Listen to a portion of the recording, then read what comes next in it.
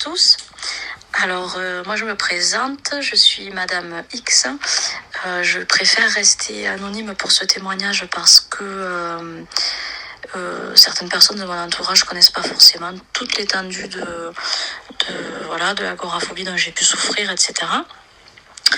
Donc voilà, je vais essayer de faire quelque chose de pas trop brouillon et de vous faire un témoignage le mieux résumé possible.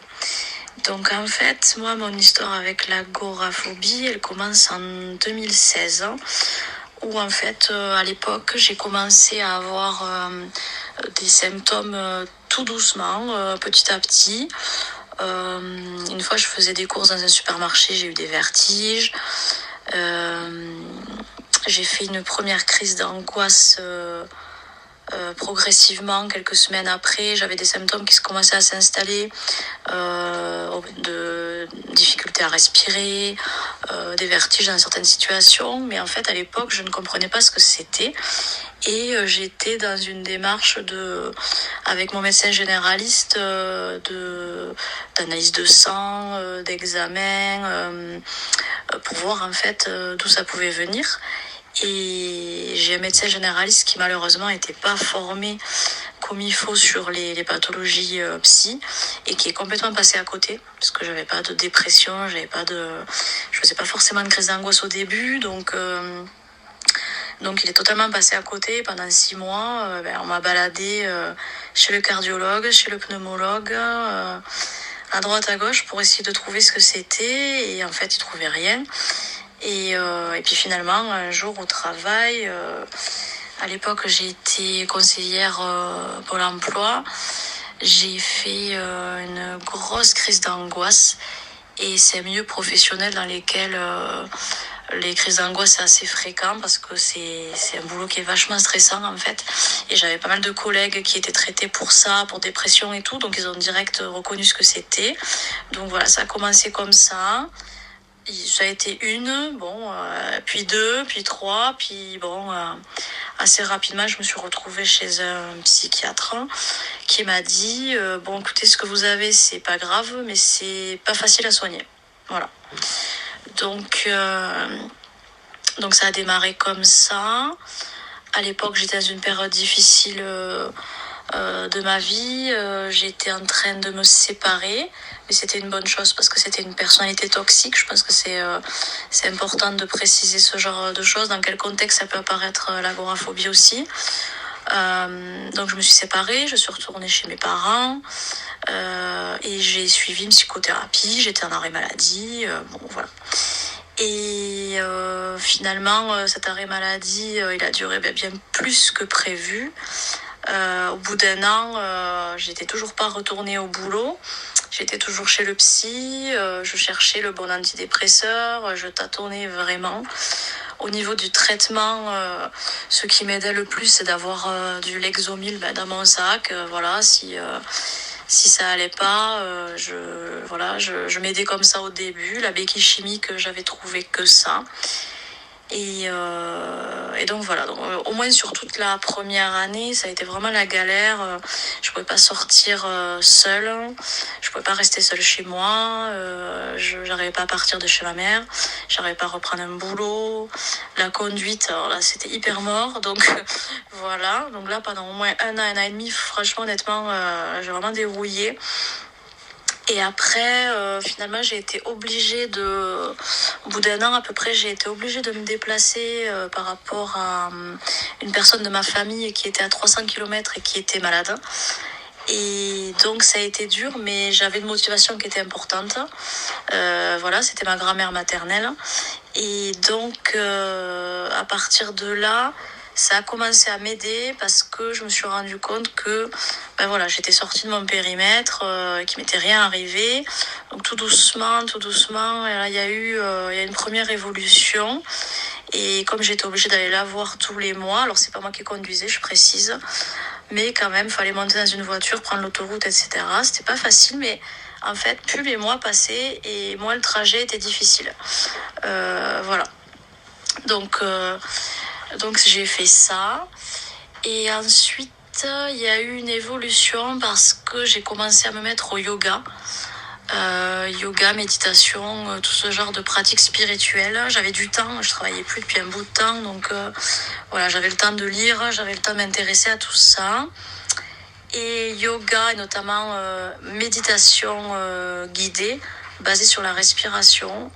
Là, j'ai vraiment vu des évolutions parce que je remarquais qu'après mes séances de méditation, quand j'étais dans des situations de la vie quotidienne, sans même penser à des expositions ou quoi que ce soit, en vivant spontanément, j'avais des réflexes que j'avais pas avant. Donc par exemple, voilà, si je devais attendre un petit peu à la caisse, il y avait un petit peu de monde, je remarquais que j'avais tendance à prendre une certaine respiration plus profonde, à essayer de me détendre moi naturellement. Voilà. Donc j'ai eu des réflexes comme ça qui se sont mis en place. Méditation, je ne peux que le conseiller. Je trouve que c'est vraiment très très aidant. Tout ce qui est scan corporel, ces exercices-là, c'est vraiment pas à prendre à la légère. Et c'est vraiment très aidant pour ce genre de pathologie, à condition d'être régulier. C'est quelque chose qu'il faudrait faire plusieurs fois par semaine. Voilà. Donc, sur les aides naturelles, pour moi, ça a été méditation, yoga. Et il y a une application qui s'appelle Respire Relax, qui aide énormément, qui est gratuite. Et il faut respirer en suivant une bille qui monte et qui descend. Ça, c'était mon médecin qui m'avait conseillé ça. Et donc, en fait, ça s'appelle de la cohérence cardiaque. En effet, ça calme beaucoup. Ça fonctionne sur plusieurs heures, en fait. On fait 5 minutes de cet exercice-là et pendant une demi-journée, on se sent quand même vachement plus relax. Donc, à un moment donné, moi, je le faisais 3 fois par jour. Ça me prenait que 15 minutes dans ma journée et je passais pas la même journée quand même, quoi. Donc, voilà. Puis après j'allais mieux grâce à toutes ces pratiques spirituelles. J'avais toujours le Lexomil, mais pas en traitement de fond. Il faut savoir que moi je ne supporte pas les antidépresseurs, aucun. Donc on pouvait pas me soigner comme ça. Voilà, ça arrive. Et du coup voilà, j'avais quand même un petit anxiolytique, mais en cas de crise, je le prenais pas forcément en continu, ou alors je le prenais à dose très très raisonnable. Sur quelques jours, si j'avais une contrariété, si j'avais quelque chose de particulièrement stressant à faire, un rendez-vous, voilà. Ensuite, j'ai gardé des enfants chez moi. Ça a été une solution pour contourner le problème de conduire, etc. Ça m'a aidé parce que je ressentais une normalité plus importante. Je travaillais sans être en difficulté. Ça me faisait voir du monde. Ça a été vraiment une vraie solution pour moi. Donc j'ai fait ça. Et après, il y a le Covid qui est arrivé très vite. À l'époque où je gardais les enfants, donc là ça a tout pété pour moi parce que j'étais à mon compte. Donc bon, voilà, du coup j'avais plus d'enfants à garder, etc. Et pendant le confinement, j'ai continué en fait à faire de la méditation, mais carrément là je suis allée dans un groupe et c'était ma psychologue en fait de l'époque qui l'animait. Et donc ça me permettait d'avoir un petit passe-droit pendant le confinement, de pouvoir sortir. Et ça m'aidait énormément parce que je voyais du monde, parce que je faisais mes exercices. Voilà. Donc voilà pour ça. Et ensuite, à la suite de toutes ces péripéties, bon, je résume un peu parce que sur plusieurs années, je suis obligée de résumer. Mais je comprends très bien les limitations que vous pouvez avoir, de dire non à des amis pour faire une sortie, d'être pas forcément bien même si c'est chez soi, d'appréhender un rendez-vous 8 jours avant, un rendez-vous pas important en plus, tout ça j'ai connu. Et alors ensuite ce qui s'est passé, c'est que bon, j'étais dans une phase où j'allais quand même bien mieux. C'est pas encore ça, mais j'arrive à faire de plus en plus de choses. J'ai rencontré quelqu'un qui a été vachement ouvert par rapport à ses problèmes. Quelqu'un qui avait plus jeune expérimenté l'angoisse, etc. Qui a une maman anxieuse, donc qui connaissait ce type de personnalité et qui l'a vachement accepté, quoi. Bon, bien sûr, c'est pas toujours marrant pour lui, Mais bon, il a vu que je faisais vraiment des gros efforts, il l'a accepté. Donc ça aide aussi, bien sûr. Surtout que, en fait, moi, j'avais vraiment renoncé. Depuis plusieurs années, j'étais seule. Et j'avais fait une croix dessus, quoi. Ça a été la surprise de rencontrer quelqu'un, je cherchais pas du tout. Donc voilà, parfois il y a aussi la chance dans les rencontres, qu'on tombe voilà, sur le bon traitement, la bonne personne, la bonne activité. Chaque personne est différente, il faut trouver ce qui vous va. Mais il y a quand même des choses qui globalement vont à tout le monde. La méditation, les anxiolytiques naturels ou chimiques, bon, ça c'est des trucs normalement qui se retrouvent dans pas mal de gens qui estiment avoir guéri ou progressé. Donc voilà, je me suis installée avec cette personne. La première année, c'était toujours difficile pour moi de conduire à plus d'un quart d'heure de chez moi, on va dire à peu près.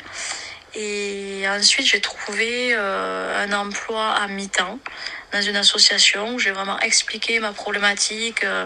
J'ai vraiment dit que voilà, j'avais un petit traitement, que c'était difficile pour moi, que j'avais énormément progressé, mais qu'il pouvait y avoir de temps en temps encore un coup de stress ou quoi. Mais qu'à mi-temps, voilà, je me le sentais. Donc, dans le milieu associatif, évidemment, il y a une bienveillance qui est plus importante, en général. Donc, ils m'ont accueilli les bras ouverts, ils m'ont vachement rassurée. Au début, il y avait quelqu'un avec moi et tout. Et après, j'étais seule dans le bureau, mais vraiment toute seule dans la structure. Mais je voyais du monde et puis j'étais en ville. Donc, moi, j'avais des petites techniques. Je laissais la porte d'entrée ouverte, comme ça voilà, j'entendais le bruit de la rue, je savais que je pouvais sortir, il y avait des commerces dans la rue, je me disais voilà, si j'ai un coup de flip, je suis pas toute seule, donc des petites techniques encore et des petits automatismes qui étaient là. Voilà, j'ai gardé ce travail quelques temps, j'ai dû arrêter, mais c'est pas du tout par rapport à un état anxieux, c'est économique en fait, on va dire que c'est un licenciement économique, donc voilà, et là actuellement mon conjoint a un commerce, donc je bosse avec lui. C'est pas forcément ce qui me plaît le plus. Moi, j'aimerais bien retourner dans l'associatif, les bureaux, etc. Mais bon, en attendant voilà. Et du coup, ces situations d'obligation, une grand-mère malade qui habite loin, un emploi qui est une demi-heure de chez soi, tout ça couplé à une ténacité de méditation et de yoga et d'un petit traitement de fond anxiolytique font que, alors aujourd'hui je m'estime pas guérie à 100% parce que j'ai encore des craintes. Donc par exemple prendre l'avion, moi ça fait des années que j'ai pas pris un avion.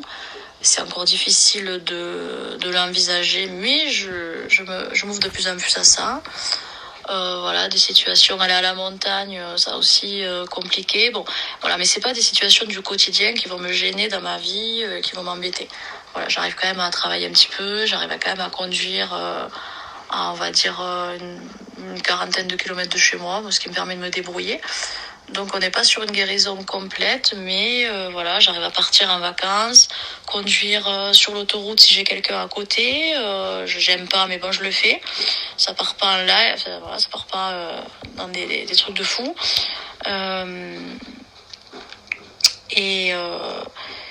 Et voilà, donc tout ça, ce sont des choses qui m'ont aidée, qui sont personnelles, mais je voulais vraiment livrer mon témoignage qui j'espère sera utile, les petites astuces que je vous ai données. J'espère vraiment que ça vous sera bénéfique. J'ai oublié l'hypnose aussi, j'avais fait une séance d'hypnose avec avec un hypnothérapeute qui était réputé, hein. Et en fait, c'est vrai que à la suite de cette séance d'hypnose, 3 semaines après, j'ai commencé à voir des changements, un meilleur sommeil, des situations où j'étais plus confiante et tout. Donc voilà, tout ça pour dire que il y a encore 3 ans, j'aurais pas jamais pensé pouvoir reconduire, avoir pu déménager, être avec quelqu'un, tout ça c'était impossible. Et en fait, ça arrive. Les situations se présentent à vous, vous êtes obligés. Au début, c'est la galère, et puis après, c'est un peu moins stressant, et un peu moins stressant, et puis Et puis après, je pense qu'on reste des personnalités anxieuses. Moi, au jour d'aujourd'hui, j'ai quand même encore un petit traitement qui est léger, mais qui est là. Il peut m'arriver d'avoir un coup de stress au commerce. Des fois, ça m'arrive. Je sors 5 minutes, je vais respirer, puis je reviens. Voilà, c'est bon. Mais ça reste gérable et ça n'empêche pas d'avoir une vie amoureuse, une vie professionnelle. Qu'est-ce qu'elle est, hein. Je bosse pas encore à temps complet, mais je travaille quand même. Donc voilà, ce que j'aurais à dire, c'est que tout peut changer en fait. Moi, ma situation, c'est vrai qu'elle a changé vachement, on va pas dire vite, parce que j'ai été plusieurs années en galère, mais dans la même année, j'ai rencontré quelqu'un, j'ai déménagé à 300 km et j'ai trouvé un boulot à 25 km de chez moi. Donc je pensais pas du tout que ça se produirait, parce que j'étais vraiment au point mort depuis plusieurs années. J'étais chez ma mère, je gardais un petit peu des enfants, enfin c'était... Voilà, j'avais pas du tout d'amoureux, je conduisais pratiquement pas, c'est compliqué quoi, hein, sur tous les plans. Voilà, alors j'espère que ça vous aura redonné un peu d'espoir et que vous allez faire les exercices que je vous ai conseillés. Et puis, si vous êtes des personnes croyantes, quelles que soient vos croyances religieuses ou autres, moi je trouve que c'est aidant. Voilà, moi je sais pas si ça va parler à quelqu'un, mais moi je suis allée à Lourdes parce que j'en pouvais plus. Et à la suite de ce voyage, en effet, et de mes prières, écoutez, voilà, une semaine après, pour ceux qui y croient, j'ai rencontré mon conjoint que je connaissais pas du tout. Et de là, après, c'est débloqué vachement de choses. On m'a trouvé le traitement que j'arrive à supporter, etc. Et je pense que voilà, c'est tout un ensemble de choses. Il y a une volonté personnelle. Il y a être assidu, encore une fois, sur des exercices et un traitement. On s'en sort pas comme ça, sans rien faire. Et il y a une part de chance aussi, et même peut-être de destin. Je sais que le président de l'association partage cet avis. Mais en tous les cas, vous allez ressortir avec... vous serez plus la même personne quand vous ressortirez de tout ça, et vous en ressortirez probablement progressivement. Je crois qu'il faut pas s'attendre à un déclic du jour au lendemain. Je me lève et je suis guérie. Je ne crois pas trop. Mais par contre, une vraie évolution, ça oui. Et après, on se connaît vachement mieux. Voilà, moi aujourd'hui, je me mets moins la pression. Je sais qu'il y a des milieux professionnels où je peux pas aller. C'est pas très grave. Le but, c'est d'être heureux, de rester en bonne santé. Je sais qu'il y a des personnes, des personnalités que j'essaie d'éviter. Les gens très speed, tout ça. Voilà, si je peux, j'évite de leur parler trop longtemps parce que le stress, c'est quelque chose qui se communique aussi. Et puis je me fais davantage confiance. Je me dis ok, aujourd'hui t'étais vachement angoissée, aujourd'hui t'étais contrariée, mais t'as connu bien pire en degré. Et donc voilà, c'est une acceptation en fait de sa sensibilité, de plein de choses. Il faut dire aussi que on est dans une société quand même où moi, pour avoir discuté avec pas mal de psychiatres, une société qui a tendance à fabriquer ce genre de pathologie parce que le stress au travail, moi c'est parti de là en fait, avec quelques problèmes perso par-dessus, ça peut suffire en fait à déclencher une pathologie comme ça. Voilà, il y a des facteurs aussi plus biologiques, plus personnels. Moi j'ai des parents qui sont anxieux en effet, mon frère aussi, donc il y a quand même un terrain familial. Moi je suis la pire, mais bon, il y a quand même, il y a quand même, ça part de loin quoi. Et voilà, il y a une éducation aussi, des parents qui ont peut-être été un petit peu trop stricts ou voilà. Moi je sais que j'ai une mère qui est anxieuse, elle me disait de faire attention à tout. Donc quand je sortais, je faisais gaffe, mais je savais pas à quoi il fallait que je fasse gaffe quoi. Donc elle a fait vraiment comme elle a pu et voilà, donc ne vous culpabilisez pas. La vie, c'est pas facile. Hein. Voilà, tout le monde a ses problèmes, même si les gens n'en parlent pas. La maladie mentale en France, c'est quelque chose qui est encore trop peu accepté, même si ça bouge beaucoup par rapport aux réseaux sociaux, etc.